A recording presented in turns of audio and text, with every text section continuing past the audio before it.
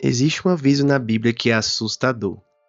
Normalmente, ouvimos que devemos acolher a todos, amar o próximo e ter paciência. Mas o apóstolo Paulo, escrevendo sua última carta antes de morrer, dá uma ordem diferente para seu discípulo Timóteo. Ele diz: fique longe de gente assim. De quem Paulo está falando? De assassinos? De criminosos? De ateus declarados? Não. Ele está falando de pessoas que estão dentro da igreja, pessoas que cantam, que oram e que usam o nome de Deus. O texto diz: terão aparência de piedade, mas rejeitarão o seu poder. Hoje, nós vamos entrar na raiz desse problema. Vamos entender por que dizer: não tenho religião, eu tenho Jesus. Pode ser uma armadilha. E vamos descobrir o que é esse verdadeiro poder que tantos cristãos dizem ter, mas que, na prática, eles rejeitam. Seja bem-vindo ao canal A Chave.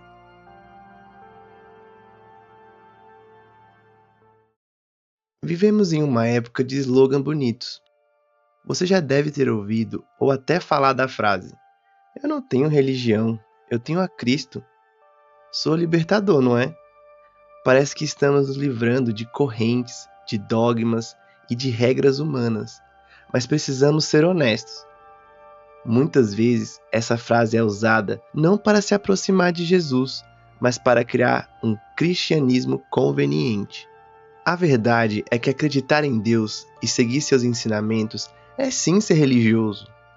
A palavra religião vem de religare, que significa se reconectar com o divino. O problema nunca foi a religião em si.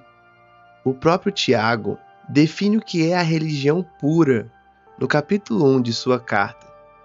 Ele não diz para abandonar a religião, ele diz para viver a religião verdadeira. O perigo mora na ideia moderna de que seguir regras é coisa de religioso. Mas preste atenção no que o próprio Cristo disse: se me amais, guardareis os meus mandamentos. Cristianismo exige obediência, exige renúncia, exige seguir um caminho estreito. Então, se você acha que ser cristão é apenas sentir algo bom, sem ter compromisso de obedecer a uma conduta sagrada, talvez você esteja criando um Deus à sua própria imagem. Vamos voltar ao texto de 2 Timóteo capítulo 3, versículo 5. Paulo fala sobre aqueles que têm a aparência de piedade. A palavra grega aqui sugere uma forma, um contorno. É como um manequim na vitrine. Ele veste a roupa, ele tem o formato humano, mas não tem vida, não tem sangue e não tem fôlego. O falso religioso é especialista na aparência. Ele sabe a hora certa de dizer amém. Ele posta o versículo do dia nas redes sociais. Ele frequenta os cultos. Externamente, o checklist está completo. Mas o texto diz que, ao mesmo tempo, ele nega o poder. E aqui está o segredo que muitos ignoram. O que é esse poder? Muitos acham que o poder são milagres, curas ou falar em línguas estranhas. Mas, no contexto de Timóteo, o poder é a dinamis do Espírito Santo para transformar o caráter. É o poder que pega um homem egoísta e o torna generoso. O poder que pega uma pessoa orgulhosa e a torna humilde. O poder que pega alguém viciado em seus próprios desejos e o torna servo de Deus. Negar o poder significa dizer: Deus, eu quero a tua salvação, eu quero as tuas bênçãos, eu quero o status de ser cristão, mas eu não quero que o Senhor mude quem eu sou. É aquela pessoa que está na igreja há 10, 20, 30 anos, mas continua tratando mal a esposa, continua mentindo nos negócios, continua refém da pornografia ou da fofoca. Ela tem a liturgia, mas não tem a vida. Ela tem a casca, mas o fruto está podre. O grande problema de quando dizemos: Não falo de religião, falo de Cristo. É que muitas vezes usamos isso para não externalizar a mudança que Cristo exige em nós.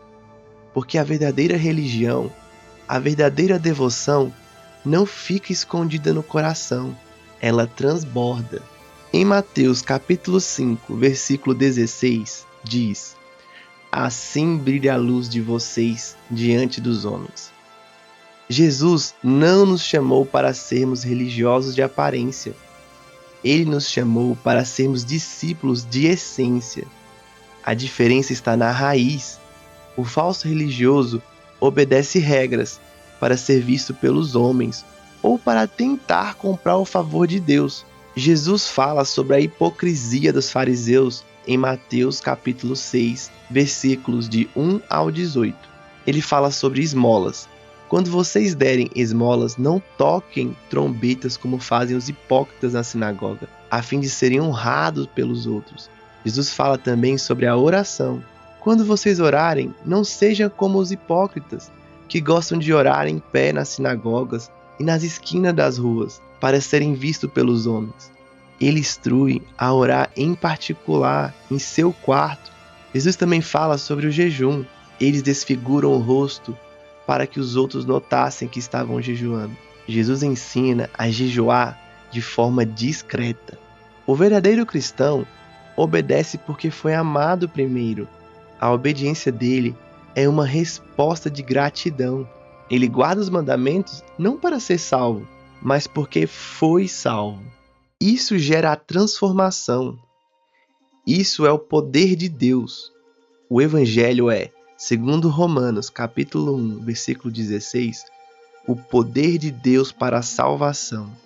Esse poder precisa nos salvar de nós mesmos, salvar do nosso ego, salvar da nossa hipocrisia.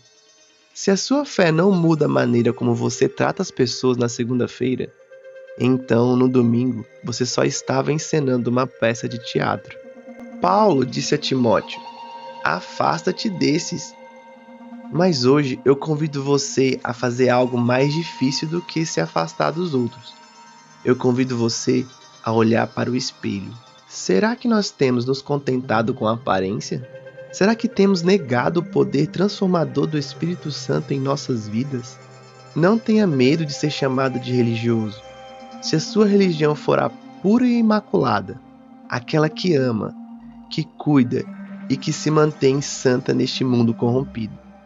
Busque o poder, não o poder de aparecer, mas o poder de ser transformado. Que Deus nos livre da aparência e nos encha da essência. Se esse vídeo falou ao seu coração, considere inscrever-se no nosso canal e também deixar o seu like. Vamos juntos buscar a profundidade que a Bíblia ensina, longe da superfície. Fique com Deus e até o próximo vídeo.